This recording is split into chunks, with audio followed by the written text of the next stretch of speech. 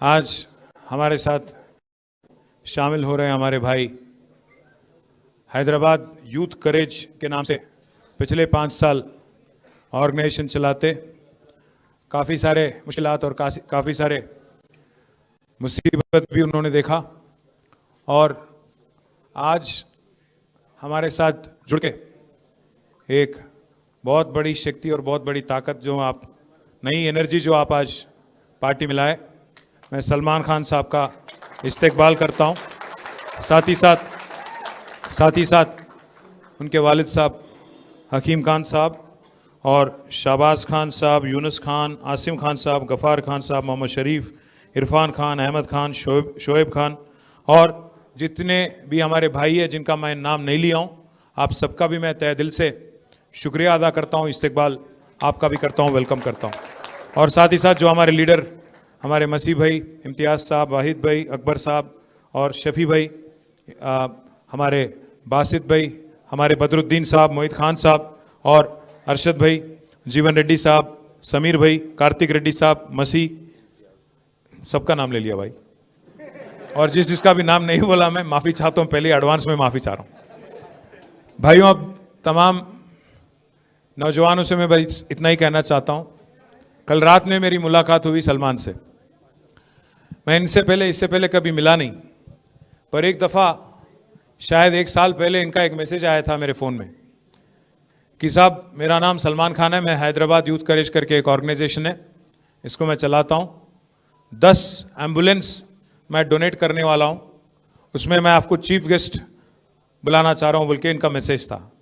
मुझे खबर नहीं था, मालूम नहीं था, अंदाज़ा भी नहीं था कि सलमान खान कौन है, क्या है, हैदराबाद यूथ करेज क्या है, नहीं मालूम था। मैं माफ़ी चाहता हूँ, मैं झूठ नहीं बोलूँगा। तो मैं अपनी टीम से पूछा कौन है भाई ये बच्चा, बोले साहब हम लोग थोड़ा चेक करके बताएंगे। फिर बाद में बोले अच्छा काम कर रहा साहब, बहुत अच्छा काम कर रहा, गरीबों की खिदमत करने की कोशिश कर रहे इन्हों। सलमान खान नौजवान लड़का है, शायद 30-35 के बीच में उम्र रहेंगी, काम तो कर रहे हैं, कोशिश तो कर रहे हैं। तो मैंने पूछा हमारे टीम से इरादा क्या है, कोई सियासी फ़ायदे के लिए कर रहे हैं, किस चीज़ के लिए कर रहे हैं? बोले नहीं साहब, लगता तो यही है कि खिदमत करने की कोशिश कर रहे हैं, पर बदकिस्मती वक्त का ये था, प्रॉब्लम था, इसीलिए मैं प्रोग्राम में तो शामिल नहीं हुआ, पर ज़रूर तब से मैं इनकी जितने भी एक्टिविटीज़ हैं सब पे मैं नज़र रख रहा हूँ, गौर कर रहा हूँ। और आज खुशी की बात यह है कि ये जो नौजवान लड़का है सलमान, इतना मैच्योरिटी के साथ आज जिन्होंने जो बात रखने की कोशिश की, एक ही बात में उन्होंने सब कुछ बोल दिया कि हमने बार बार मौका दिया कांग्रेस को और उन्होंने बार बार धोखा ही दिया हमको। ये बस एक सेंटेंस में कांग्रेस की हिस्ट्री, कांग्रेस की तारीख पूरा उन्होंने बता दिया। भाइयों, मैं आपसे 2-4 चीज़ कहना चाहता हूँ। पहली बात ये कि अभी करीब 80 साल होने को आया हिंदुस्तान आज़ाद बन के। आज़ादी के बाद 1 नहीं 2 नहीं, कम से कम 10-11 मौका आपने कांग्रेस पार्टी को दिया, वहाँ पे ऊपर मरकज़ में और यहाँ पे रियासत आंध्र प्रदेश, जब मुत्तहिदा आंध्र प्रदेश था तब, उसके बाद में तेलंगाना में, कुल मिला के 10-11 मौका, 50 से 55 साल हुकूमत चलाने का मौका मरकज़ में और रियासत में आपने मौका दिया उनको। कांग्रेस बस हमेशा से एक ही बात मानती है, उनको लगता है कि वो गुत्तेदार हैं, ठेकेदार हैं मुसलमानों के वोट पे। उनको लगता है कि मुसलमान को किसी और को वोट देने का हक है ही नहीं, इसीलिए कल इनका नॉमिनेशन रिजेक्ट करवा दिए। सलमान अगर वहाँ पे नॉमिनेशन उनका एक्सेप्ट हो जाता, कांग्रेस को मालूम था कि मुसलमान बच्चे जो आपके साथ जुड़ के हैं ज़रूर कोशिश करेंगे, मेहनत करेंगे और शायद दोनों पार्टियों में, चाहे वो बीआरएस हो या कांग्रेस हो, दोनों में से किसी को नुकसान हो सकता है। तो साजिश किया, इनकी नॉमिनेशन रिजेक्ट करवा दिया। कल मैंने उनको शाम में दावत दिया, बोला कि सलमान मेरे से आके मिलो आप। चले आए, अपने वालिद साहब के साथ आए, हकीम खान साहब के साथ। हकीम भाई बोले मुझसे कि मुझे 5 मिनट बात करना है आपसे। तो मैं बोला ठीक है। मैंने पूछा उनसे एजेंडा क्या है, कोई सियासी एजेंडा है, क्या चाह रहे हैं आप, क्या बनना चाह रहे हैं सलमान? तो उन्होंने बस एक ही चीज़ कहा, उन्होंने कहा साहब हम कोई पोजीशन के लिए नहीं आए, हम कोई पैसे वैसे लेने वाले नहीं हैं, हम हमारे ज़मीर बेचने वाले नहीं हैं, हम बस एक ही चीज़ आपसे चाहते हैं, एक ही चीज़ चाहते हैं आपसे, इज्जत चाहते हैं और दूसरी बात, हमारे जो ख्वाम है उसका खिदमत और उसके कुछ रिक्वेस्ट हैं वो आपके सामने रखेंगे। बस इन चीज़ों के बारे में आप एक आश्वासन दो, एक हामी दो, उसको लेके हम आगे आएंगे। तो मैंने बार बार इनसे पूछा, दोनों से पूछा, फादर से और सन से, दोनों से पूछा कि साहब बताइए क्या चाहिए उनको। बोले कुछ नहीं चाहिए साहब, कुछ भी नहीं चाहिए। मैंने कहा कुछ अगर मदद करूं, कुछ आप इलेक्शन भी लड़ना, इतना कुछ कर रहे हो आप। बोले नहीं, एक पैसा भी नहीं चाहिए, आपके दिल में जगह चाहिए, बस उतना ही कहा उन्होंने। आपके लिए इज्जत, आपके लिए आपकी एक अल्फाज से कल इज्जत बढ़ गया। हमारे नवीद इकबाल साहब भी यहीं पे हैं। आपके लिए वो एक बात जो आपने कहा हकीम भाई कि हम लोग बहुत पॉवर्टी से उभर के आके, हम लोग यहाँ तक गरीबी से उभर के आके यहाँ तक आए। मेरे 5 बच्चे हैं साहब, मैं हर किसी को मैं आला से आला तालीम दिला के किसी को इंजीनियर बनाया, किसी को टीचर बनाया, किसी को कुछ और बनाया। आज सब बच्चे खुश हैं मेरे, मैं भी खुश हूँ। पर मुझे अपना ज़मीर, कभी मैं कॉम्प्रोमाइज़ नहीं होता हूँ इस बात पे, बल्कि साहब भी बोले कल। मैं आपसे बस एक ही रिक्वेस्ट कर रहा हूँ, एक ही वादा कर रहा हूँ आज। जुबली हिल्स तो एक छोटी मजली अपने लिए, एक छोटी जंग है, पर बड़ी जंग तो हमारी 2028 में होना है। केसीआर साहब जो हैं ऐसे सेक्युलर लीडर हैं, तारीख में शायद हिंदुस्तान, आज़ाद हिंदुस्तान में आज तक कोई चीफ मिनिस्टर ऐसा काम आज तक नहीं किया। आप एक बार सोचिएगा, अभी हमारे शकील साहब कह रहे थे आपसे जब मुखातिब हुए कि आला से आला तालीम। एक बार सोचिए आप, 1,40,000 बच्चे आज टिमरिस स्कूल में पढ़ते हैं। 1,40,000, एक एक बच्चे पे, एक एक बच्ची पे 1,25,000 रुपया सालीना खर्च किया जाता है। किस वजह से? किसने कहा केसीआर साहब से कि आप ये करो? उनके दिल में है कि हमारे बच्चे, हमारे आगे आने वाले नस्लें दुनिया से लड़ने की काबिलियत उनमें होना चाहिए, ग्लोबल सिटीजन बनना चाहिए वो, चाहे वो हिंदू हो, मुसलमान हो, जो भी हो, ईसाई हो, जो भी हो।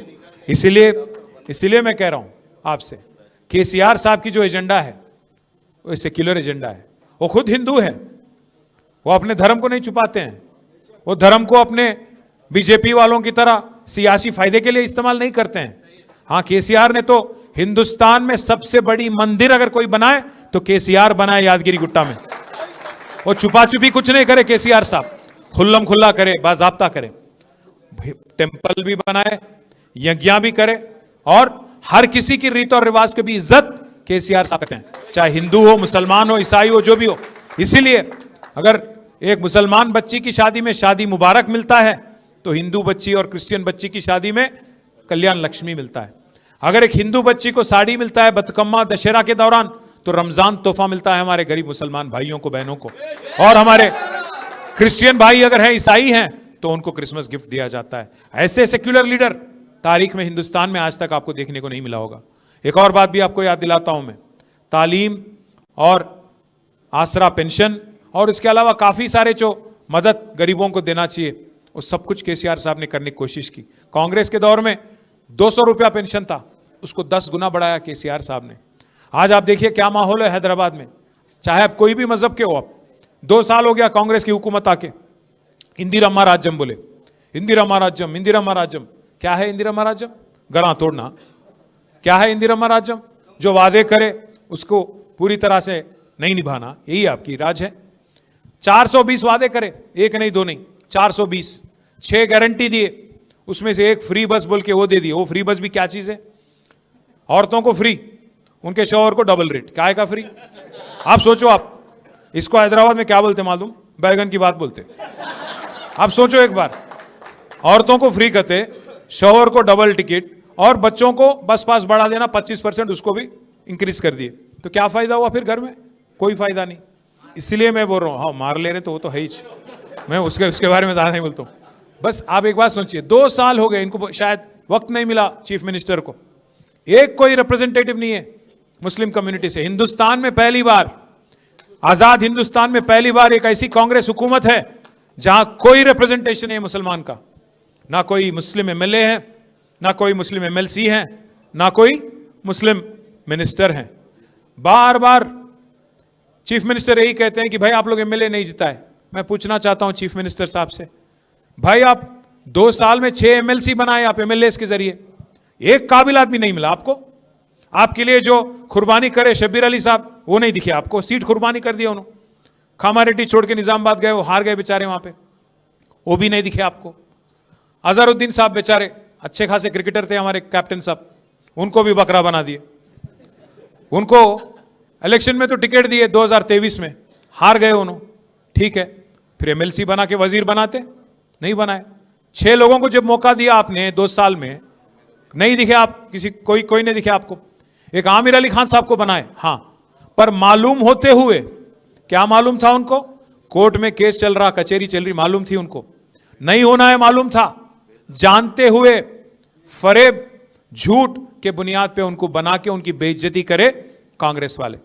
और उनको यह भी मालूम है जब आमिर अली खान साहब का कोर्ट ने रोक दिया तो अजहरुद्दीन साहब को फिर एक बार कैबिनेट में अगर आप सिफारिश करेंगे, क्या होगा उसका?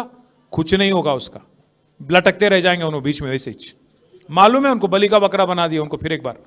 तो इसीलिए मैं बोल रहा हूं, झूठ और फरेब के बुनियाद पे जो हुकूमत चल रही कांग्रेस की यहां पे, इसको सबक सिखाने का एक शानदार मौका आज जुबली हिल्स में आपके सामने है। भाइयों, आज एक आदमी नहीं, हर कोई परेशान है तेलंगाना में।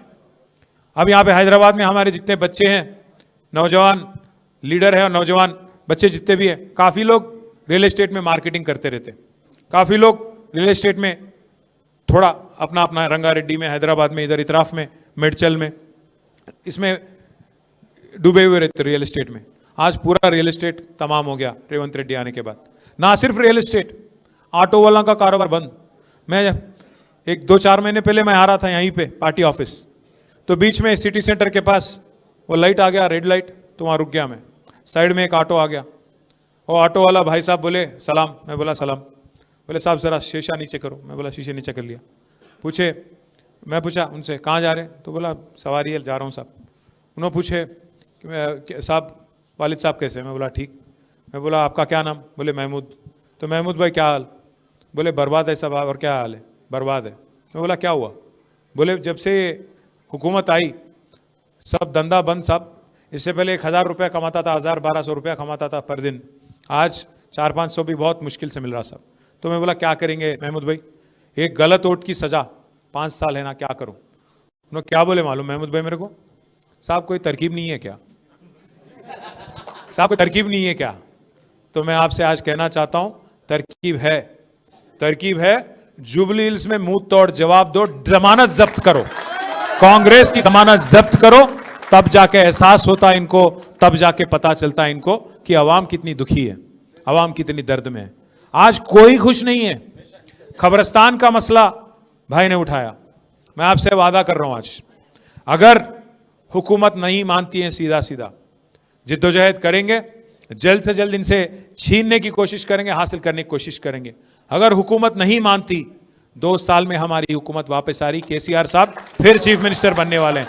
और मैं वादा कर रहा हूं आपको, वादा कर रहा हूं आपके साथ, पहले ही हफ्ते में जीओ निकालेंगे, आपको आपके हवाले कर देंगे, जो भी जमीन वहां पे है आपके हवाले करेंगे। और साथ साथ बड़े भाई, साथ साथ एक और बात भी कह रहा हूं, अगर वहां सरकारी जमीन नहीं मिलती, अगर प्राइवेट की जमीन भी है तो 2-4 एकड़ वहीं प्राइवेट की जमीन भी खरीद के आपको देना मेरी जिम्मेवारी है, ये मेरी जिम्मेवारी है। मैं भाइयों से मैं एक और चीज भी कह रहा हूं, हम ये वादा ऐसे ही हवा में नहीं कर रहे हैं। जो बगल में सनत नगर है वहां पे मैंने ही दिलवाया था, वहां पे 4 एकड़ जमीन हैदराबाद पब्लिक स्कूल की लेके खबरस्तान के लिए हम नहीं दिलवाया था, केसीआर हुकूमत ने दिलवाया था। अंबरपेट में हमारे एमएलए साहब यहीं पे थे अभी, वेंकटेश साहब, अंबरपेट में भी 5 एकड़ जमीन वहां पे भी दिलवाया था हमारी हुकूमत ने। साथ ही साथ हमारे महमूद अली साहब जो फॉर्मर डिप्टी चीफ मिनिस्टर भी हैं, साबिका रेवेन्यू मिनिस्टर भी हैं, उनके फर्जन हमारे भाई आजम भी यहां बैठे हुए हैं, उनके सदारत में 125 एकड़ जमीन, 125 एकड़ जमीन हमने रंगारेड्डी में और मेडचल में हमारे भाइयों के लिए, बरेल ग्राउंड खबरस्तान और सिमेट्री के लिए, क्रिश्चियन और मुस्लिम के लिए 125 एकड़ जमीन देने वाली हुकूमत केसीआर हुकूमत है, एक नहीं 2 नहीं। तो इसलिए भाइयों जुबली हिल्स में, हाँ मैं हाकिम भाई को भी कल बोला था, हमारे जहन में आए नहीं, वरना कब का हो जाता, ये भी कोई बड़ी बात नहीं है, कब का हो जाता, इर्रागड्डे का हो या शेखपेट में जो बगल में आपका वहां पे भी एरिया है, वहां पे भी हो जाता कब का। अब आप इस आदमी को देखिए, रेवंत रेड्डी को, एक बार समझने की कोशिश करिए। बोल दिए हड़बड़ी में कि वहां दे दिया आपको जमीन। कहाँ है वो जगह? क्या? अलकापुरी कॉलोनी, शेखपेट के एतराफ में, उसके बगल में, वहां पे अलकापुरी कॉलोनी बोल के। सुबह बोले हाँ दे दिए भाई, चलो ले लो। 200-500 गज, क्या है वो, 2500 गज। सुबह बोले कागज निकाल दिए, दे दिए, ले लो जाओ। फिर आर्मी वाले आ गए दोपहर। ऐसा नहीं है कि रेवंत रेड्डी को नहीं मालूम है, उसको सब कुछ मालूम है। ऐसा नहीं कि रेवंत रेड्डी को नहीं मालूम है, उनको सब कुछ मालूम है। उनको मालूम है कि बीसीस का जो 42% रिजर्वेशन बोल के जीओ निकाले, उनको मालूम है कि कोर्ट उसको रोकने वाला है, फिर भी दिए।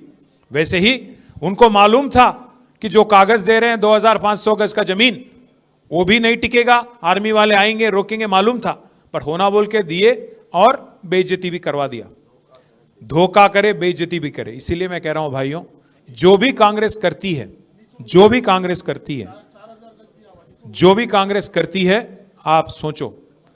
अगर आज राहुल गांधी बोलते हैं बिहार में, क्या बोलते हैं राहुल गांधी वहां पे, कि 65 साल बाद, 80 साल बाद मुसलमान आज भी गरीब है, पासमंदगी में है, लाचारी में है, तो कौन जिम्मेदार है?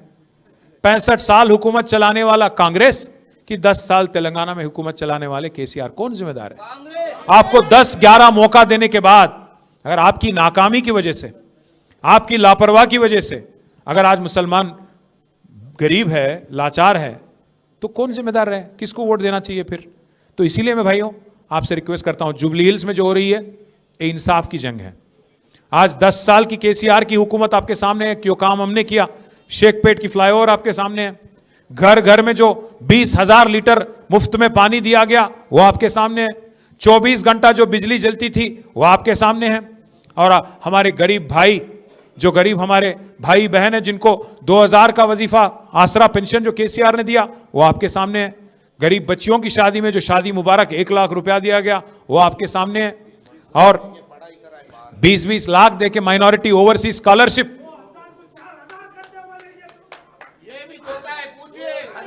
नहीं, मैं उसके बारे में भी बोलने वाला हूं। बड़े भाई 1 मिनट, हमारे भाई बोल रहे हैं, क्या नाम है बड़े भाई? मोहम्मद अब्दुल खादर। नहीं, वो देने वाले भी नहीं है, उनका कोई एजेंडा में भी नहीं है। उन्होंने आदमी ऐसा है, 1 तोला सोना भी देता हूं बोला, आज किसी को सोने तक नहीं दे रहा गरीबों को। सोना नींद हराम कर दिया। उन्होंने कहां देगा सोना छोड़ो, उन्होंने रोल गोल्ड तक नहीं देता। मैं क्या बोल रहा हूं साहब, उनका एजेंडा बस एक ही था, हथेली में जन्नत दिखाओ, आवाम को गुमराह करो, गद्दी हासिल करो, सत्ता हासिल करो, बस उतना ही था। उसके बाद में आज लूटमार चल रहा। अभी मैं जब आने से पहले यहां पे एक प्रेस मीट करके आ रहा हूं, आज मालूम है आपको क्या हो गया? एक ईमानदार ऑफिसर थे हमारे तेलंगाना रियासत में, जिनका नाम है सैयद अली मुर्तजा रिजवी। ईमानदार ऑफिसर, 99 बैच का आईएएस ऑफिसर है, बहुत ईमानदार, हमारे साथ भी काम कर चुके हैं। आज उनको मजबूरन 10 साल उनका सर्विस है, उनको मजबूरन आज वॉलंटरी रिटायरमेंट लेना पड़ा। पता है क्यों? क्योंकि रेवंत रेड्डी साहब को एक ख्वाब आया, उनके दामाद को, कि एक्साइज का टेंडर मेरे को चाहिए 500 करोड़ का। और मिनिस्टर है जुपल्ली कृष्णा राव, उनके बेटे में भी बेटे को भी वही ख्वाब आया उसी रात को कि मेरे को चाहिए टेंडर। दोनों में लड़ाई हो गई, सीएम के दामाद और वजीर के बेटे के बीच में लड़ाई हो गया। दोनों के बीच में फंस गया कौन बेचारा? रिजवी साहब आईएएस। उनको आज मजबूरन 10 साल उनका सर्विस है, आगे वॉलंटरी रिटायरमेंट लेना पड़ा आज। किस वजह से? क्योंकि दोनों के आपसी में टक्कर हो गया, ना उनका बात सुनना था, इनका बात सुनना था, ईमान का सुनना था। इसीलिए बोले रिजवी साहब, उनको कैबिनेट सेक्रेटरी बनने का मतलब हिंदुस्तान में सबसे बड़ा पोस्ट होता है आईएएस ऑफिसर के लिए, उस हद तक जाने की उनको एक रास्ता साफ था उनके लिए, रिजवी साहब को, पर वो छोड़ दिए, आज इस्तीफा दे दिए। ये हालत है आज तेलंगाना में। जब कोई आईएएस ऑफिसर का खुद का अगर कोई उनको नहीं बचा पा रहा वहां पे सेक्रेटेरिएट में, तो एक गरीब मुसलमान जो हमारे जुबली हिल्स में, जो हमारे रहमत नगर में, बोरेबंडे में, सोमाजीगुड़ा में, जिसको जो वादा किया गया था शेखपेट में, उनका क्या? तो इसीलिए मैं बोल रहा हूं, अगर कमजोर का आवाज मजबूत करना है तो सिर्फ एक गुलाबी झंडे से, केसीआर से होना है, किसी और से नहीं होना है। दूसरी बात भी कह रहा हूं मैं, कल इनको मैंने जो एक बात बोला, हां मुझे एक डर है, मुझे दुख है इस बात का, हिंदुस्तान में जब आज माहौल हम देखते हैं आज हमारी जो मरकज हुकूमत है, मरकज में जो हुकूमत है, वो आज अवाम को क्या सिखा रही है? बस वो यही कर रहे हैं, हर घर जल बोलते हैं, हर घर जल बोलते हैं, हर दिल में जहर भर रहे हैं, हर दिल में जहर भर रहे हैं। हिंदू मुस्लिम, हिंदुस्तान पाकिस्तान, इसके अलावा कुछ करते नहीं है। 11 साल से कुछ करते नहीं, आगे भी कुछ करेंगे नहीं। हाँ, मुझे डर है, जो एक हैदराबाद थी जिसमें मेरी परवरिश हुई, जहां मैं बड़ा हुआ, जहां मैं स्कूल गया, वो वाला हालचाल आज नहीं है, वो वाला हालत आज नहीं है। मुझे तब अंदाजा भी नहीं था 35 साल पहले जब मैं स्कूल में था, 40 साल पहले, कि मेरे जो सीट में, मेरे जो बेंच में मेरे साथ जो बैठा है वो कौन जात का है, क्या नाम है, क्या मजहब है। वो दोस्त था बस। हम लोग जाते थे रमजान उसके घर, वो आता था हमारे घर दशहरा। वो एक अच्छा सा, एक जबरदस्त, एक दूसरे का रीत और रिवाज को इज्जत करने का एक था। हम जाके शीर खुरमा खाते थे, वो आके हमारे यहाँ अरशलू खाते थे। वो एक अंदाज था। पर आज क्या हालत है हिंदुस्तान में? एक दूसरे को शक की नजरिए से देखना। आप पहले, आपका जात क्या है, आपका मजहब क्या है, आपका मतलब, आज गवर्नमेंट ये बोल रही अपने को कि आपको क्या खाना चाहिए, क्या पीना चाहिए, क्या बोलना चाहिए, क्या पहनना चाहिए। ये हालात को देख के आज अगर आप सेक्युलर फोर्सेस की शक्ति अगर आप नहीं मजबूत करोगे, सेक्युलर ताकतों को अगर आप मजबूत नहीं करोगे, तो और भी मुश्किल दौर जो आज माहौल हिंदुस्तान में है, तेलंगाना में भी हो सकता है। इसीलिए हम सबको एकजुट होना है, जैसा सलमान ने कहा, एकजुट होना है, एकजुट होकर लड़ना है। और ऐसे सेक्युलर लीडर केसीआर, इनको मजबूत करना है। मजबूत करके जो जॉइंट वेंचर गवर्नमेंट जो चल रही है यहाँ पे, कांग्रेस और बीजेपी की, इनको किसी भी हाल हराना है। आप शायद हैरान होंगे कि भाई उन्होंने जॉइंट वेंचर गवर्नमेंट कहीं को बोल रहे हैं। जॉइंट वेंचर गवर्नमेंट इस वास्ते बोल रहा हूं भाई, एक मिनट गौर करो आप। एक साल पहले, करीब नहीं, एक साल हो भी गया, 27 सितंबर 2024, एक साल पहले यहां के जो रेवेन्यू मिनिस्टर है, उनके घर पे ईडी का रेड हुआ। जब रेड हुआ, पूरे मीडिया दिखा रही थी कि नोट गिनने वाले 2-2 मशीन उसमें रेड में अंदर गए। बाहर क्या आया एक साल बाद? ना कोई एक प्रेस नोट, ना कोई केस। क्या बरामद हुआ किसी को नहीं मालूम, भगवान को भी नहीं मालूम। एक साल हो गया, एक कांग्रेस के मिनिस्टर पे रेड होता, पर आज तक कोई केस नहीं होता। क्यों? आपसी में अच्छा जॉइंट वेंचर गवर्नमेंट चला रहे दोनों। दूसरी बात, अमित शाह जी पे एक केस बनी थी इलेक्शन के दौरान। केसीआर साहब की हुकूमत थी, केस बनाए हम लोग, क्योंकि वो कुछ बोले, इलेक्शन कोड वायलेट करे, केस बनाए। पता है कौन वापस लिया केस? रेवंत रेड्डी साहब। और तीसरी बात, वक्फ अमेंडमेंट बिल बीजेपी लाई, हम उसका मुखालिफत करें, 4 वोट है हमारे राज्यसभा में, उसके खिलाफ वोट भी करे, फिर भी बिल पास हो गया, क्योंकि बीजेपी के पास ताकत है, नंबर है, पास हो गया बिल। आपको पता है 28 रियासतों में पहली ऐसी कौन सी रियासत थी जो वक्फ बिल को अमल करने के लिए तैयार हो गई? कोई बीजेपी गवर्नमेंट नहीं हिंदुस्तान में। पहला गवर्नमेंट हिंदुस्तान में, पहला रियासत जो तैयार हो गया वक्फ बिल को अमल करने में, वो था रेवंत रेड्डी की हुकूमत।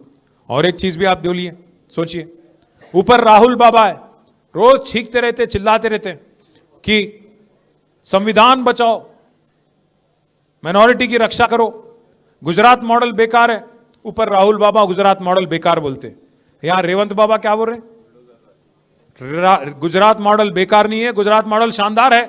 वही हमारे लिए एग्जाम्पल है। ऊपर राहुल बाबा बोलते अदानी फ्रॉड है, रेवंत बाबा क्या बोलते? अदानी हमारे फ्रेंड है। राहुल बाबा बोलते चौकीदार चोर है, रेवंत बाबा बोलते चौकीदार चोर नहीं है, चौकीदार हमारे बड़े भाई है। और बड़े भाई तो क्या बोलते हो? बड़े भाई तो माशाअल्लाह, छोटे भाई सुबह, वो वाला हालचाल है। ऊपर बड़ा मोड़ी या नीचे छोटा मोड़ी, कोई फर्क नहीं है दोनों में। दोनों भी जगह बुलडोजर राज। वहां पे उन्होंने बुलडोजर चला रहे यूपी में, और यहां पे इन्हों हाइड्रा के नाम पे गरीबों के घर तोड़ने लग गए। आप, मैं पूछना चाहता हूं भाइयों से, हैदराबाद में जितने हमारे भाई है बहन है, आपसे पूछना चाहता हूं, एक ईंट भी लगाया क्या रेवंत रेड्डी 1-2 साल में? एक नया घर बनाया इन्होंने? पर कितने घर तोड़ दिए। इसलिए मैं आखिरी में मैं इतना ही कहना चाहता हूं, आज जो लड़ाई जुबली हिल्स में हो रही ना, लड़ाई जो है कार और बुलडोजर के बीच में हो रही। अगर आपको बुलडोजर मंजूर है, अगर आप वोट देंगे तो हाइड्रा आपके घर आ जाएगा। आप देख लो, उधर कार इधर बुलडोजर। अगर एक और तरीके से मैं बोलूं तो मैं इतना ही कह के बंद करूंगा, उधर कार है, इधर बेकार है। आप सोच लो, कार हमारी है, बेकार रेवंत रेड्डी है। सबको 2 साल में सबके साथ धोखा दिया, सबको धोखा दिया और सबको गुमराह किया। और अगर हैदराबादी अल्फाज में कहूं आखिरी में, 2 साल में क्या करा रहे भाई रेवंत रेड्डी बोले तो 2-4 अरे इनो क्या क्या तो भी बोले साइड में से क्या करा रहे भाई रेवंत रेड्डी बोले तो हमारे कार्तिक भाई बोले बैगन में मिला दिया करते। मैं बस इतना ही बोलूंगा। मैं एक अच्छा सा एक सोशल मीडिया में एक चीज देखा हूं 2-4 दिन पहले। एक मुशीराबाद का बच्चा है, क्या नाम है उसका, आप ही हो क्या? नहीं, तो मुशीराबाद का एक बच्चा है, जबरदस्त एक रील बनाया, मैं देख के खुश हो गया। क्या किया, अरे भाई रेवंत रेड्डी बोलते, ऊपर केसीआर साहब का तस्वीर लगाए, नीचे रेवंत रेड्डी को ऐसे दिखा रहे, तेरा नाम लिया तुझे याद किया, बस उतना ही, और कुछ नहीं। 2 साल खोजते खोजते टाइम पास कर लिए, एक भी आवाम के लिए कुछ काम या कुछ खिदमत तो नहीं करे। फिर एक बार गुमराह करने के लिए, फिर एक बार तरक्की के नाम पे धोखा देने के लिए जुबली हिल्स की आवाम को फिर एक बार धोखा देने के लिए आ रहे हैं। इसीलिए भाइयों, आज सलमान के जुड़ने से, आज आप सबके जुड़ने से हमारी ताकत और बढ़ी, हिम्मत अफजाई हुई, आप सबका इस्तेकबाल। और मैं वादा कर रहा हूं, ये जो नौजवान बच्चा है, बहुत मैच्योर बच्चा है, इसकी हिफाजत, इसकी तरक्की मेरी जिम्मेदारी है। जय तेलंगाना। एएचएन न्यूज के यूट्यूब चैनल को सब्सक्राइब करें और बेल आइकन को दबाना ना भूलें ताकि आपको हर नई आने वाली वीडियो का नोटिफिकेशन बर वक्त मिल सके।